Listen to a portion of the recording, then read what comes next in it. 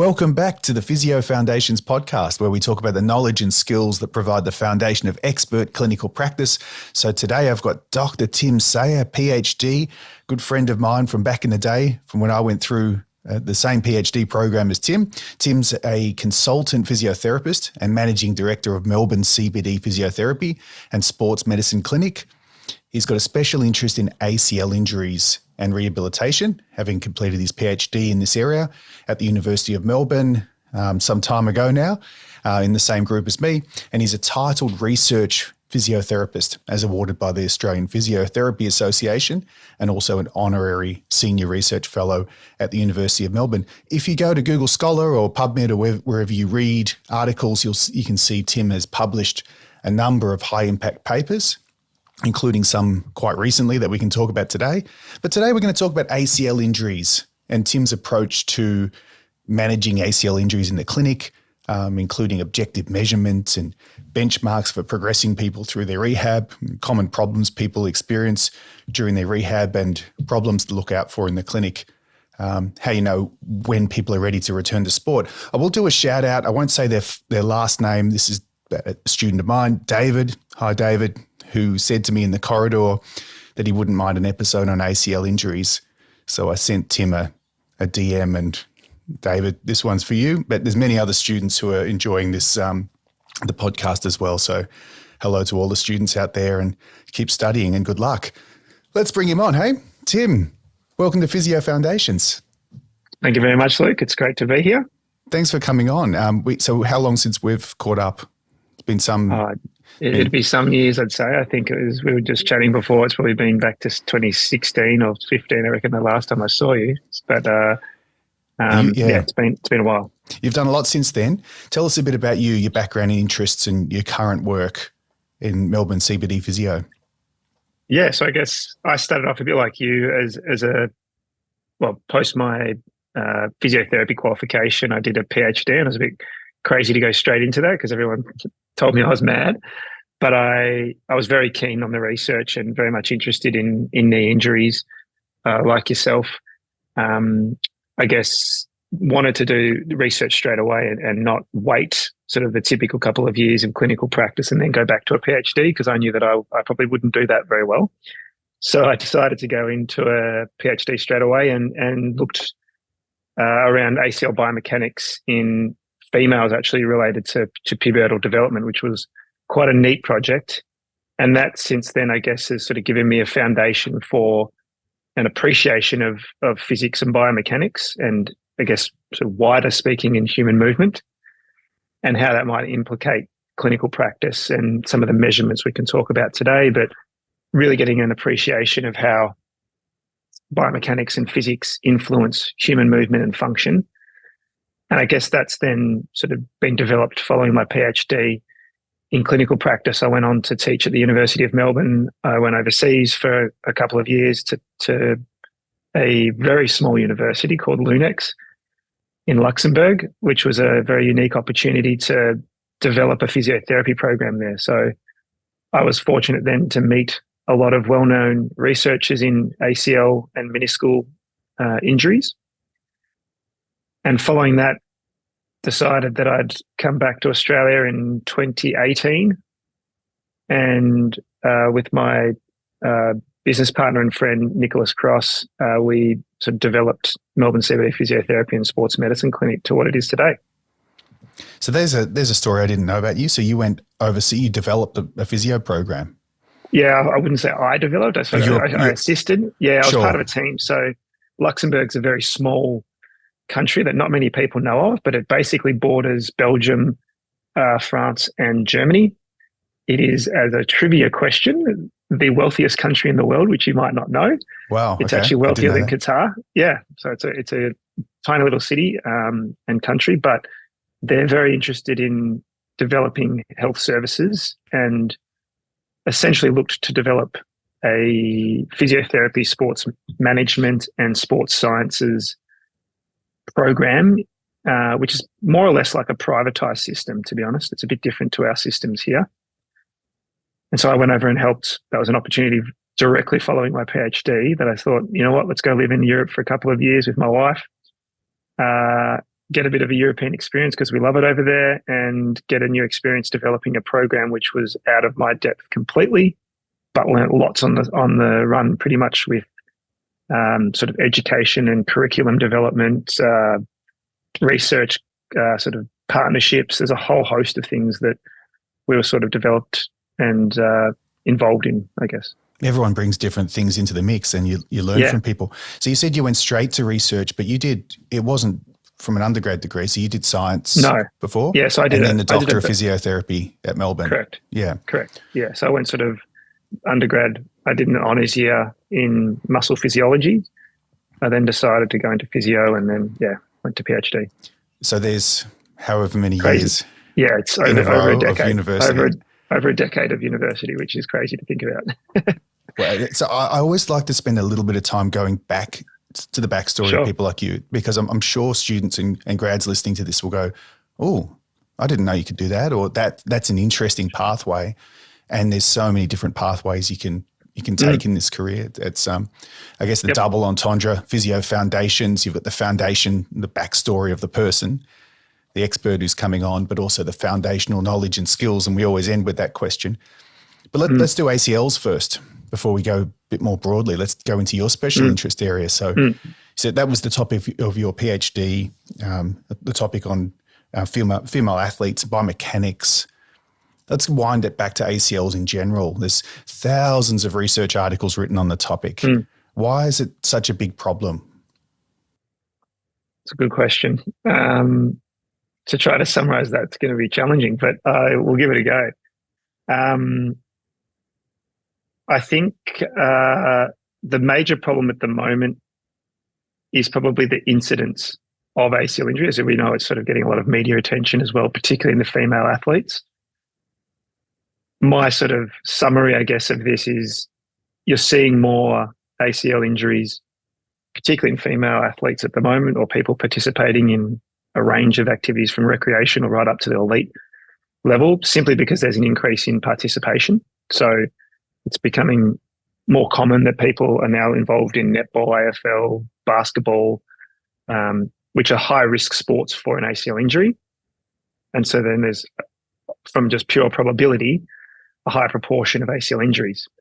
The problem then, as you'd be aware, Luke, is the ACL injury itself, depending on whether there's other kind of coexisting injuries with it, is sort of a bit of a trigger or a cascade for arthritic change long-term, which is obviously something that I'm sure many of your listeners are aware of in terms of, and we call this post-traumatic osteoarthritis. We don't know exactly when it occurs, but it can be from anywhere from 2 years to 5 years, 10 years later. Essentially, the knee health deteriorates progressively for most people over time. Some people get away with it, but it's very common now. They look back on retrospective studies looking at patients with osteoarthritis at 40 or 50 years old, and they, in most cases, have a much higher risk because they had an ACL or a serious knee injury as a youth athlete or a youth or a young person, I should say, playing sports. So that's the major problem, I think, that you're getting from ACL injuries, is that sort of the burden, if you like, of long-term knee health and knee injury. The actual injury itself, if it's managed well, and they use that loosely, so decisions on whether it's surgical or non-surgical, the clinical symptoms following the injury and addressing them appropriately, and then doing high-level rehabilitation, you can have a very good outcome. It's just that long-term, I think, the arthritic change within the knee is one of the biggest problems, and where a lot of the funding's going for research and for, I guess, clinicians to help figure out how we reduce that burden. Yeah, the research funding often goes directly to the cost, the burden, the osteoarthritis, the change across the lifespan. But for the individual at the moment, they're more than often they're playing competitive sport, and then there's a long period of rehabilitation and then personal costs as well. So what's your so if we summarize that, there's functional limitations for the person, difficulty returning to sport or playing sport, and the burden and the cost. So let's talk about the individual then. So how do you what's your your approach, or maybe a bit of a summary of the general approach, and then maybe some of your take on the approach to managing someone with an ACL injury in the clinic. So there's obviously conservative and surgical, two main areas of management, but what are some of the most important things that you think about when you're managing someone with an ACL injury? So I think it comes down to explaining thoroughly, and I do this routinely with patients, even on the first appointment, or we've diagnosed an ACL injury and we've got MRI confirmation, which I should mention to most of your listeners. I would highly advocate.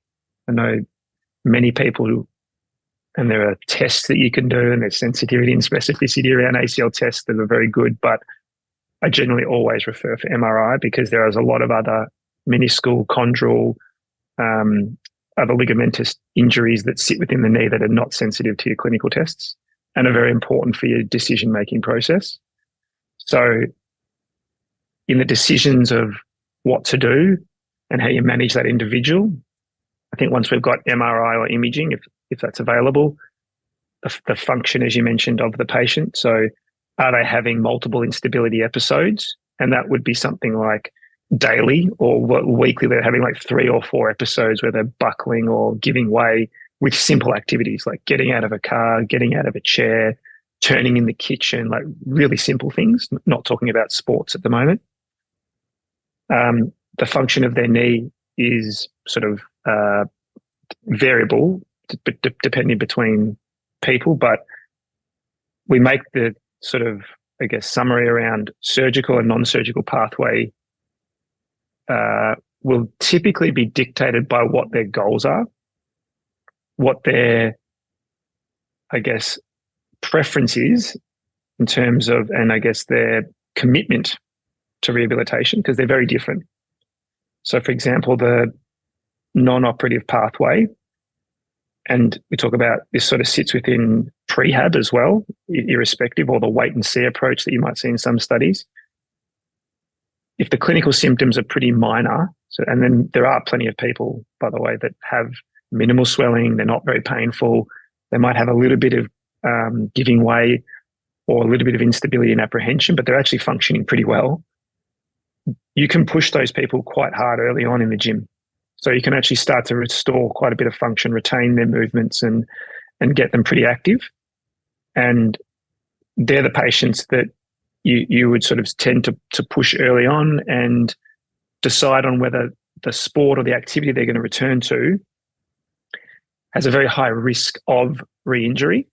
And within that, I sort of advocate to patients when they're considering the non-operative approach or the conservative approach, are you okay that there is a higher risk of more complex meniscal injury because you don't have an ACL, for example? There's a higher risk of doing nastier meniscal injuries if they participate at a high level of activity.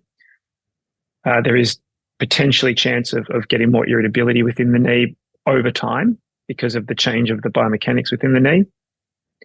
Many people decide consciously that's okay for them because they're going to avoid surgery. They're not really interested in the surgical pathway.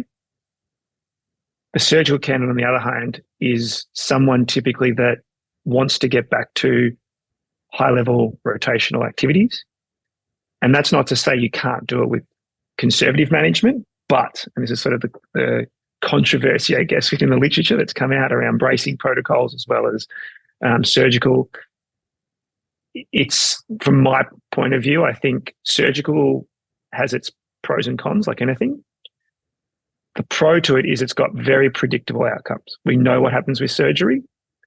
We know the incidence rates of re-rupture. We know that if we do it well, we know the candidates to use it on. And those candidates are typically higher end elite athlete function or a recreational patient group or person that is having multiple episodes of giving way and not functioning very well, and or doesn't want to have a knee issue, if you like it. So they don't want to have to deal with this later on, saying, I don't want to give conservative or not operative a go and then potentially have another meniscal injury or a more serious knee injury when I kick a ball or play some sport in 1, 2, or 3 years later. Some people just like to address it then and there and say, let's just do the surgical procedure, give me the best chance of reducing my instability episodes and reducing those functional problems that can occur within the knee. A great summary. And importantly there, that it's the person who is deciding what they want to do. And you and the surgeon and the rest of the team are a part of that consultation and giving them things to think about. And another important point you made was it's determined by their goals, but also that we spend a lot of time in our physio education, the students listening to this thinking of biopsychosocial, and rightly so, but we spend a bit of time here on the biological parameters. Absolutely. Without getting that right, and the biomechanics and the stability of the knee, without getting that right, we will have more problems down the track. Yeah, because I think it's too easy to just go one pathway or the other, and it's not a black and white, which sometimes it's painted in the research as, we should all be doing this pathway or this pathway. I think it is certainly varied, but the one comment I would say is, and this is probably my personal preference, would be in the top level athletes. I think this is why you'll probably see very, very low, if any, take up of conservative management. And that's purely because they have predictable outcomes. They need to get back to sport as soon as possible at an elite level. They don't want to have the sort of conservative pathway that fails and then they've lost 1 to 2 years. That can't happen, right or wrong. That can't happen in an elite environment. So that's probably where you're going to see, and that's what often people look to. Students, as young people, you look to like your stars, if you like, in various sports and go, well, they got an ACL reconstruction, I should get one too. Not necessarily the case, but it's because they literally have a contract, they have to perform, they have to get back to that sport. The surgery is predictable, they know what can happen, and they know what the outcomes normally are, and they've got a big team behind that will get them back. The recreational person that might be playing social netball, football, basketball, whatever, doesn't have to make that decision. They have a bit more flexibility depending on their preference of what they want to go back to. Yeah, we often compare recreational, or we compare ourselves to famous examples. So predictable outcomes in surgery is an important point there. What's the case for conservative management, so bracing? Tell us a bit about your experience. So we can go and read the research. There's lots of information out there, but I'm really interested in you and your management of people. So what's your experience with conservative management and ACL healing? I have had a few, but I'll be honest, I don't actively do a lot of it at the moment. And that's not because I'm against it by any means. I've had a few patients that have spontaneously healed, which is out in the research, that we've literally managed non-operatively before some of the big sort of cross-bracing protocol studies came out. And that was probably partly because they probably adopted a little bit of this sort of restricted range of motion position spontaneously. Yeah, so more flexion early on and avoiding terminal extension, which pulls apart the ACL graft. And for whatever reason, they ended up healing or avoiding that position and healing. And yeah. Correct. And I think the one thing that sort of I have as a bit of a reservation still is I want to see, because there is much more research that needs to be done on it, particularly with the long-term outcomes on these patients. One of the big things we don't know, it's all well and good to go and look at the MRI and you see the sort of that continuity through the graft, and we call it healed. What we don't know, though, is what type of collagen it is. So we actually don't know, is it sort of just all type 3, which is immature collagen, not really good functionally, and maybe long-term could change rupture rates? Or is it converting across to type 2, type 1? If it is, great. Then you've actually got a really strong case to say that sort of bracing protocols and sort of getting people to heal, so to speak, is certainly a viable long-term option. But that's where I sort of in practice, I don't want to just be sort of jumping on the bandwagons too quickly and jumping my sort of clinical practice or changing it too quickly. I think I tend to go sort of more of that conservative option at the moment, but I won't necessarily brace a lot of patients at the moment unless so that I have more sort of meniscal, so posterior lateral corner, posterior medial corner injuries associated with it, or MCL and lateral collateral injuries. I tend to sort of focus on function and movement and getting them restoring their confidence with the limitations or risks in mind, and wait a little bit, to be honest, to see what starts to evolve in the research for the conservative bracing protocols. That's an interesting perspective on it. And so that bracing that you do in those cases is less about the ACL and more about protecting a little other bit, structures. And there might be some sort of healing, but correct. Yeah, it's about preserving those other structures, which are also just important. I think it's important for students and grads and people that obviously listen to your podcast to understand that I'm a big advocate. There's a lot of other stuff in the knee or structures that provide stability. We often just tunnel vision the ACL, and that's an important structure, certainly, but meniscus is very important, often overlooked. The posterior horn and the corners of the menisci are also very important, and particularly as they blend into what we call the meniscocapsular junction, very important for stability. So just sort of ignoring that, if you like, and just targeting ACL, which is often done, can sometimes lead you down the wrong path as well. So I guess, it comes back to sort of fitting that model to the patient. Bracing, you can go brace for the ACL, but also brace for menisci and other structures. I think we still just need to wait a little bit longer, though, to see what the outcomes are like with some of these longer sort of prospective studies as well. And they're passive restraints to knee movement, passive stabilizers. And then, of course, the active stabilizers, the muscles. You mentioned the importance of prehab and those particular people who you can push early on in the gym, and your clinic is set up with a big gym area, and you've got the capacity to do high-level training with people. So let's talk about the dynamic restraints, the stability of the knee. Let's talk about strength and control and power and everything. So what does your rehab look like, and has evolved over from the early days, the prehab, post-surgery, all the way through to return to sport? What are some examples? This is a very broad question, thinking about for students and grads in particular, but anyone who doesn't see a lot of people with ACLs. What are some of the stages of rehab that you work people through?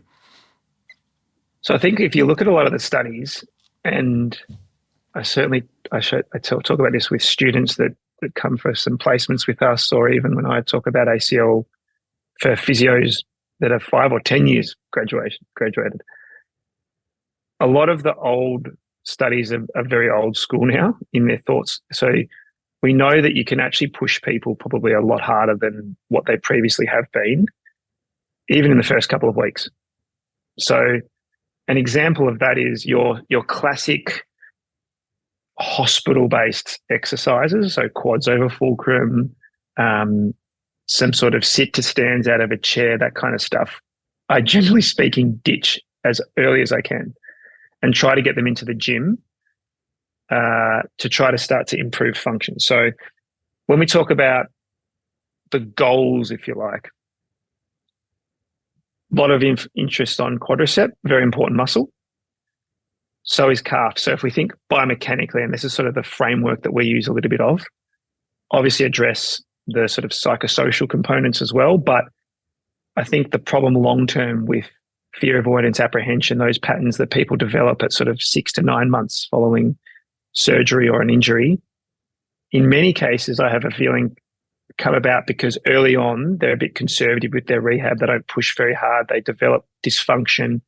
And then all of a sudden, their apprehension and their, from a neurological point of view, the brain and the CNS plays a very strong role here, that it almost ingrains different motor patterns that now lead to your ACL RSI being high, which is the sort of fear avoidance surveys and various versions like that. So if we can address that early, that's what I sort of really encourage. So examples of that are, we know functionally the quadricep and the calf, so soleus and gastrocnemius, are really important for load dissipation and vertical propulsion. That's like your spring mechanics of up and down. We know hamstrings obviously are an important dynamic stabilizer. If they've had a hamstring graft, which is a very common thing for surgery in Australia, then they're going to need very targeted rehabilitation around the hamstring as well. The way we can address this as you mentioned, is varied. But as a framework, we generally start with a lot of isometrics. So isometrics are a very neat exercise because the joint's not moving through range. You can get a much higher maximal voluntary contraction from the muscle. You can produce a lot more tensile load through the tendon, which is important for a hamstring because you can start to lay collagen down and get stiffness back within the complex. For a quadricep, as an example, you'll also get much more confidence and a motor pattern whereby there's less pain typically because the joint's not moving through a lot of range. And they're starting to get confident to actually increase that motor output. And we would start like really simple. So sort of 70 degrees of flexion, you're pretty safe. The 70 to sort of 60 degrees flexion on a leg extension machine is an example, or over the edge of a plinth with a band if you had to start there, and really accelerate that up. Like we might even really push sort of 5, 10 kilos, 15, 20 kilos early on. If they can sustain the hold, engage that quadricep and try to get good sort of global contraction across the VM, VL, rec fem, etc. That's an example for quad. Hamstring, no different. You can do this on a sort of a hamstring curl machine, sort of the really simple way, sort of 2 legs up, 1 leg away, and sustained hold at about 45 degrees of flexion because that's about peak torque. And again, you're not moving up and down because if you've had a hamstring graft, the compliance of the tissue will change if you start to go through range, which is a very common thing. So if people, when they go through range early on, if you've just had, and I'm not sure how many people that listening are familiar with a hamstring autograft, they basically use what's called a tendon stripper, which is a horrible name, but they strip up to a third of the tendon. So sort of 10 to 15 centimeters of that tendon is harvested to form your ACL graft in a surgical candidate. So if you think about it, you've got to lay down and mature that collagen for function long term. And so I think it's a bit flawed if you then, which a lot of people do in rehab, go get someone on a hamstring curl, or whether it's in prone with a TheraBand, whether it's on a machine, however it's done, and you go get that joint starting to move through large amplitude or range, you're essentially starting to get that collagen to pull apart. So it finds it very hard to lay down that collagen and heal itself to become stiff. And stiffness is the key long term. And I've seen this clinically a lot with patients sort of 6, 9 months, years after even surgery, where they did a lot of through range activities early on. And now they've got a lot of, so when you get them to basically do isometric contractions on a plinth, like simple knee flexion, you see a lot of compliance within the tendon, and they report instability ongoing with running and jumping and landing. And it can be partly because early on in rehab, they didn't lay the foundation of stiffness, the collagen around the graft site, and really respecting that, not going through large range, and establishing much better sort of MVCs, so maximal voluntary contractions from a neurological point of view. That can form the first month. And then on top, we sort of slowly build up your sort of isotonic movements. So things like seated calf raise or through range single leg calf raise, common, I'm sure that many people do that. Closed chain movements like single leg split squats, I'm a very big fan of. But again, getting people into the right position is the critical component. And a lot of people might just sort of give a Bulgarian split squat or split squat and let someone move whichever way they feel comfortable. But that can be deleterious because they'll use a motor pattern again that trains them to use muscles that probably aren't realistically what they need in that early stage, and can lead down that apprehensive pathway. So you sort of notice I'm saying a lot about neurological. It's because I think there's a big role there. Yes, it's strength, it's power development progressively, but early on you've got to establish the pattern of movements and then progressively load that. Yeah, what you're adding there is the motor patterning, the neurological rehab, the confidence, the avoiding the fear of movement early on. And then that concept was really interesting about tendon stiffness early on, and thinking about the use of isometrics. Because I think that comes from a bit of sort of the tendinopathy world, and it's not to say you don't go through eccentrics, no, or start to load through range. Eventually, yes, you do under heavy, slow resistance, like you would with any other rehab of a certain tissue. It's just that early on it won't cope with that kind of load. And you want to establish the stiffness component, which is a lot of motor output from the central nervous system through the spinal cord down into that motor output and motor end plate. That's what you need to develop. You need to develop a very smooth patterning of that pathway. And then you can progress to things like pulsing, which I'm not sure how familiar people are with quad pulsing, because that's quite a different one. But so you might be familiar with Achilles tendinopathies or Achilles region, where you can get someone to pulse up and down in the calf raise. The same thing can be done around the quad or the hamstring. So you literally get on a leg extension or a hamstring curl, metronome, which is a really good auditory cue for the central nervous system, and the rhythmical sort of patterning, because if you think about it long term, the muscle needs to generate a very fast sort of burst response, like contraction, quickly on, quickly off, quickly on, quickly off. So that's cyclical rhythm for function, for walking, for getting out of a chair, for running eventually. You prime that early on with low loads, and you do a lot of, we think there's a real merit here for getting collagen and tissue, but also for the CNS component. Without that large range of motion and so elongation of the tissue. Yeah. Like a knee extension, so to picture it, sort of 70 degrees of knee flexion to sort of 45 or maybe even 30 degrees if they can tolerate it. 5-10 kilos. So normally we'd sort of program around 10% of their maximal voluntary contraction, but very low load.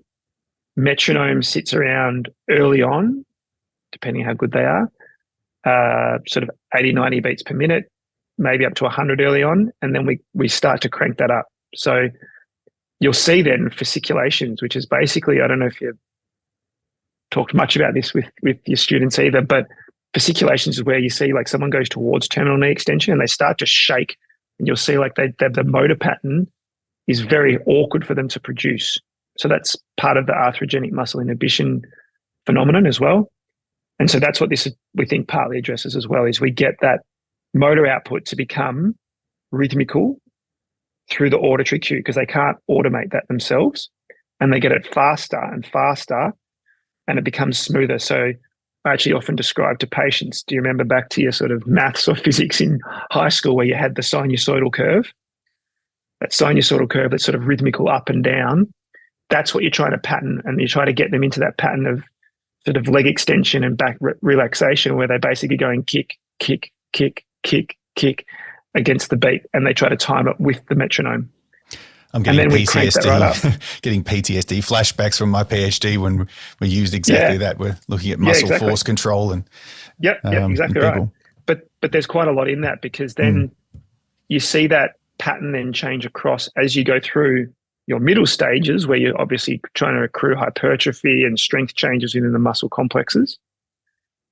You have a much better, we find, outcome then when they start to transition to higher speed movement, so power, your plyometric kind of movement. They tend not to have as much of an issue. Whereas if you've done everything slow and heavy and cautious at the beginning, you get them to do a rate of force development or a movement that's 0.2 milliseconds or 0.3 milliseconds.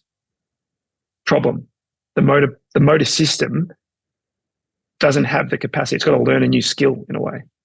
So that's kind of why we kind of reverse engineer, if you like, a bit of that early on training that's not dangerous for the joint, and it won't change the graft healing process either, but it's certainly important for sort of their confidence and the CNS development. So isometrics, the pulsing with the metronome, and it's limited range stuff. It can be low load. But it's challenging to the central nervous system. We're hopefully changing, particularly for the hamstring grafts, for tendon stiffness, which is a problem, and you've essentially got a tendon injury there that sometimes is not managed in that way. All the focus is on the quads and the ACL and the joint, and so you're not neglecting that early on, and then hopefully building up the confidence and that foundation for the late stages of rehab. That's really interesting. And a really nice summary of it. So a few sentences ago, a few minutes ago, you mentioned the fear and the fear avoidance. You mentioned the ACL RSI, so that anterior cruciate ligament returned I've just stuffed it up, Tim. The ACL returned to sport after injury outcome measure, which is a really important one for people to be using. Do you use the Tampa scale for kinesiophobia as well, or sometimes? But I tend not to use. But once upon a time, I used a lot of them, and then decided, why am I measuring this? To be honest, at the moment, because yes, people are going to have a certain level of apprehension. So I started to measure them more in patients that I thought later on were sort of not going as well as I thought they should be going. And then in some ways kind of use that to show them, like, look, you've got a lot of apprehension. I've got to get you to push more and actually kind of motivate them in a way that we've got to change this, because it's sort of that was sort of, I guess, a strategy, if you like, to how you could get patients to buy in a bit more to their rehab. Because many patients sometimes are just truly apprehensive, and it's nothing to do with the joint or that the pathology has changed or that they've actually got something wrong with them. It's just literally they're scared. And so sometimes you have to be I wouldn't call it the mean clinician, but you have to, out of getting the result or the optimal outcome, push them. And so they need a reality check of, these numbers are not good. This is where your pathway is. This is the reality check for you. And so that's what I've tended to use the ACL, RSI, or Tampa scales for in the past. I don't use them frequently now, I'd say, because again, maybe out of luck or sort of engineering it the way we have, we generally find most people are pretty confident if we sort of re-engineer the way we think about this early rehab. Yeah. So that's an interesting way to think about it, rather than just giving everyone everything and assessing everything, using outcome measures when you think that they're going to really change what you're doing. So what about other objective measures? So all the things people might think about when they see your clinic and on your website. So, force plates and dynamometry and other things. So what are some key physical examination milestones and measurements that you'll do, and you sort of benchmark them against progress where they should be? Yes, I think we certainly use a lot of technology and ways to measure mostly muscle function and performance. And that performance, I guess, will encompass jumping and landing and elements of that on a force plate. So early on, and we say early on, I don't like to use time as much, but as a guide, anywhere from sort of the first week even, I've used this with people, right through to sort of even 6 months, 7 months post-injury. We do a really thorough analysis and basically educate the patient that we need to hit all of these numbers for the tissues that we're measuring before we progress to anything more aggressive, so high load or thinking about return to running. And the reason we've done that is because we've, again, come back to sort of a biomechanical model that you'd be very familiar with, work with sort of the modeling approaches that are used with ACL injuries. We know that they generally underload, part of your research, I guess. We know that muscle function is critical. So if it doesn't have the capacity to produce peak force, and then it can't segmentally coordinate that efficiently, so fast contractions, stiffness that we've sort of talked about previously, then we think that's probably a big reason why you get changes in joint loading in an ACL limb, so jumping and landing, that you'll see on any of the sort of higher level tests you might perform. So that's why we say, well, if the muscle tissue is not up to speed or adequate, if you like, early on, why on earth would we go and challenge the joint to 3 or 4 times more load on an insufficient capacity of that muscle tissue? So to give some specifics, quadricep, so we generally do an isometric at 70 degrees of flexion, and you can do that on a plinth. You can do that. We have machines that do this now, but there's various ways to be able to do this. It's a bit of a crude way of doing it, but you then can measure your lever length, which I know you'd be familiar again with, Luke. So you can measure the force of application of where that strap is or where you're applying the load to the axis of rotation, which is the knee joint. That's in meters. So you convert it from centimeters to meters. And then most of these devices will give you a Newton output. And then we can use body weight to basically derive a Newton meters per kilogram, so a normalized torque value per kilogram. Most people would have never really considered that. They often just look at the raw value, left versus right, asymmetry. But we know now more and more from research, asymmetry is very, very flawed, I think, because it's purely just a comparison between two limbs that maybe both are actually under where function really needs to be. So you can get caught out. So that's why I think you can still use asymmetry, by the way, but the primary sort of outcome, if you like, really should be for male athletes to have above 3 newton-meters per kilogram in the quadricep, and for females 2.5 newton-meters per kilogram as a benchmark. That's come from various research. So it's not just sort of numbers we pluck out of the sky. If you look at healthy athletes across different populations, you generally they sit for isometrics around those values. And then we would do the same for hamstring and calf as sort of our main muscle groups that we would test in sort of isometric fashion. You can then go further than that. So obviously you could go then into isokinetics, but that's getting complex, and obviously not many people would routinely do that. So that's a bit of a summary, I guess, though, of the isometrics.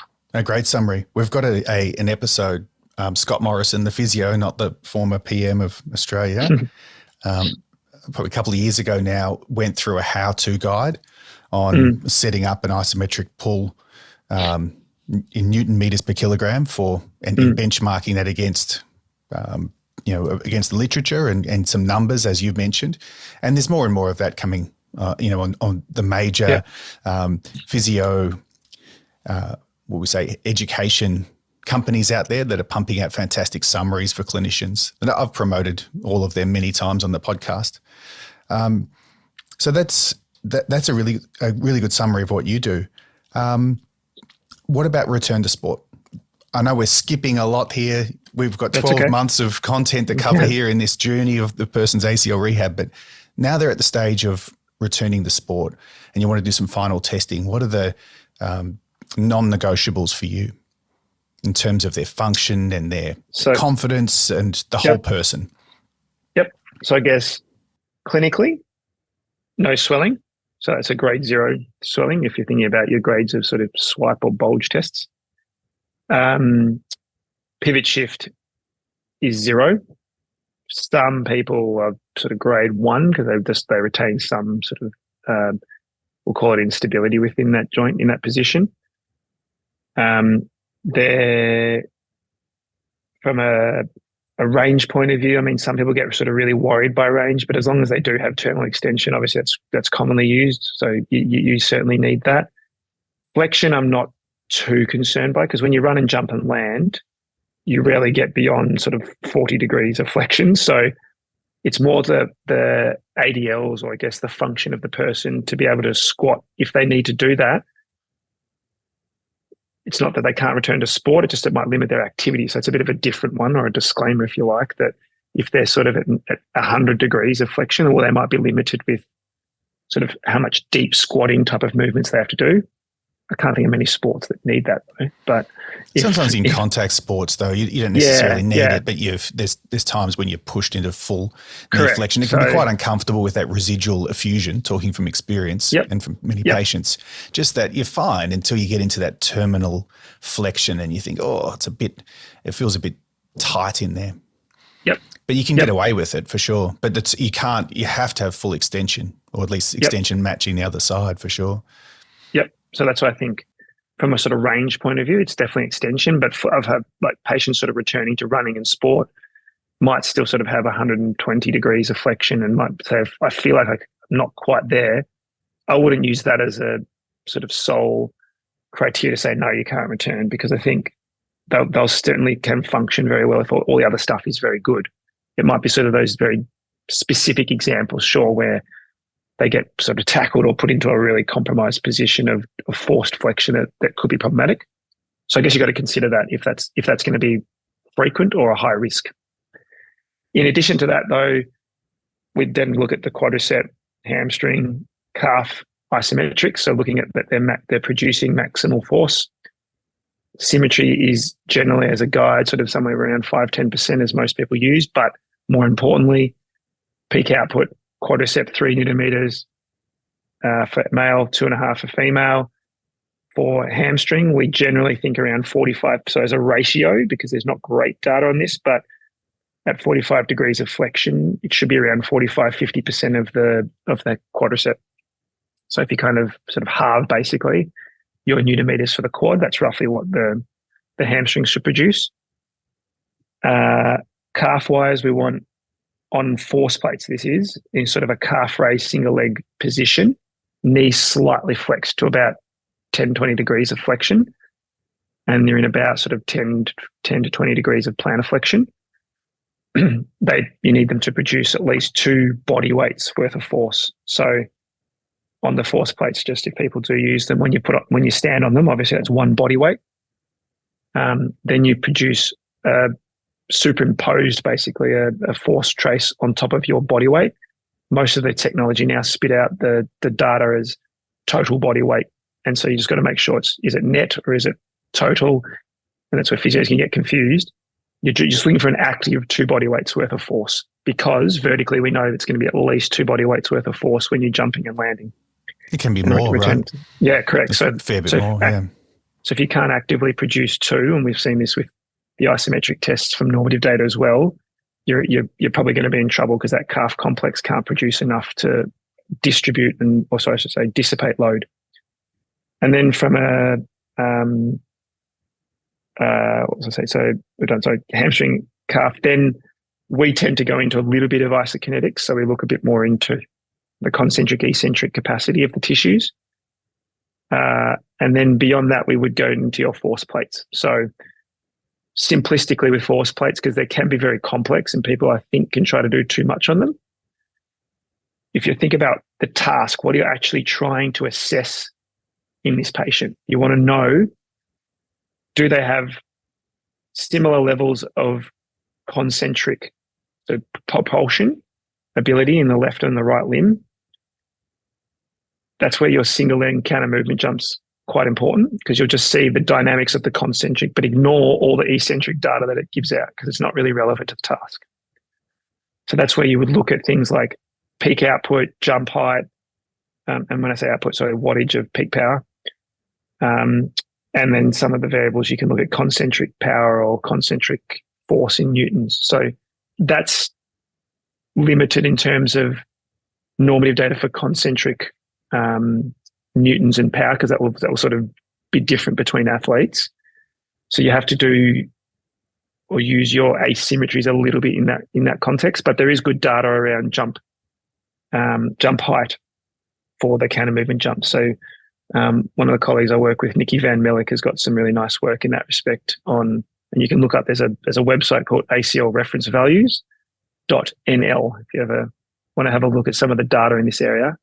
And they've compiled some really nice research in that respect, looking at jump and force plates, normative data, and even strength tests. So that's where some of this comes from. I'll put that in the show notes for everyone. And our students are looking at that on Friday. David and Co. There you go. There you go. You're doing all of this. You're using force plates and pull setups and push dynos, and you're going to be looking at body weight normalized torque, thinking about the literature and benchmarking the person, not just to the other side, but to the literature. So applying everything that Tim's talking about here. And I'd probably just make the point that this might sound complex if you haven't played around with this stuff, or you haven't been in the clinic where you have access to this equipment. It's essentially a simple thing that we're trying to do, isn't it? You just really, it's not actually a person's capacity. Yeah, we don't. It's not about generating heaps of fancy numbers and having data. It's about trying to think, well, what does that person need? Correct. And you're a really good example about their ankle plantarflexors or their calf with 2 times body weight.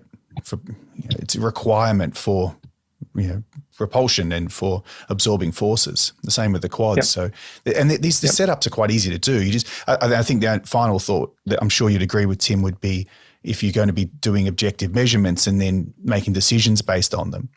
Not only think about the literature, but think about how reliable you are as well. So I'm sure you guys have a standardized way of doing things in the clinic, and therefore whatever error you've got at least is consistent between people and between testing sessions. So you can measure change over time with hopefully a small amount of error.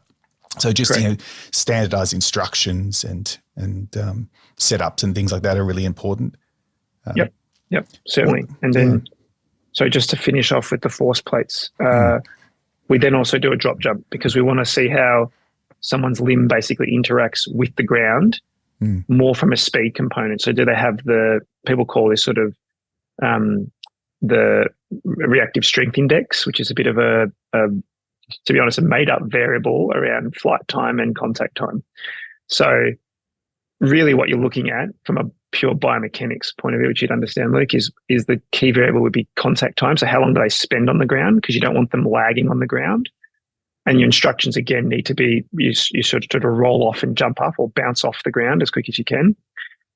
And as they do that, they do this off a sort of a 15 centimeter box or step above the force plate, which is standardized. You're looking again around contact time. You can look around the jump height's not the key component here because you're not trying to accelerate the limb for height. That's not the purpose, but you can still look if there's sort of appropriate sort of flight time or jump heights in left and right limb. And then it's looking at a little bit of your RFD, but there's no real, I know people talk, or you might read literature about rate of force development. It's quite an interesting variable because there's not, from my knowledge anyway, some good normative data because it's literally just the slope of the force time curve. And so that is so variable from repetition to repetition that I think broadly speaking, you just want to visualize either in a table or on the graphs if you get really in depth with this. Is there symmetry between how they jump off the ground in terms of that RFD? Coming back to the key component, though, contact time is probably the most important, though. Do they lag on the ground significantly? And we're looking for patients to be under 0.3 milliseconds. So if they're sort of 0.4, 0.5 milliseconds, that's very slow on the ground. Can be why they're at higher risk of injury because they're basically not able to get that response on the ground or that reflex to go in and out quickly. So it's like your isometric kind of function. So you do, in that one time you do get yourself in a high risk position for loading the ACL graft or the ACL, then you do, ideally you have quick adaptation of your muscles and put you back into a better position, and also for performance as well. So you need to be able to hit the ground and come off and jump. I just think of volleyballers and basketballers and their vertical leap. So much of that's related to their stiffness of their tendons and their bounce off the ground. Correct. And the big part of that is from the ankle plantarflexors. They're critical here. That's why we actually spend quite a bit of time educating patients and talking to clinicians about plantarflexors because they're often overlooked. It's often the literature heavily dominates in quads and hams, but the first point of contact on the ground is the foot, always will be. And they play a critical role. If you actually go and look at the biomechanical studies, calf produces up to 9 times body weight. Massive force when you run and jump and land. So if they don't have the capacity to bounce off the ground in those simple tasks like the drop jump, majority of that will come from the plantarflexors. So you've got an issue there, which then means if they're slow on the ground and in that compromised position, you're potentially asking for the knee to take more of that load in a compromised position, which is arguably where risk of re-injury occurs. Don't forget the calf. Correct. And the foot. That's the analogy. Yep, and the foot. I've got a disclaimer here. I don't do many disclaimers. We just do it. I think for this episode, there's a lot of people who search for information online, of course, and it's a podcast for students, grads, clinicians, health professionals, rather than for people with injuries.